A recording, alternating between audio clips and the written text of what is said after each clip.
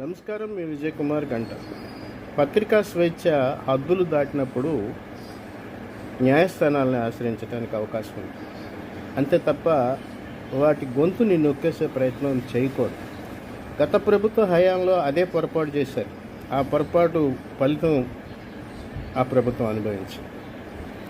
అయితే ఇప్పుడు అసెంబ్లీలో కొత్తగా, అంటే నేను సాక్షి విషయాన్ని ప్రత్యేకంగా ప్రస్తావించడం, అదొక రాజకీయ పార్టీ కరపత్రం అనే ముద్ర వేసుకుంది. కానీ 10 టీవీ,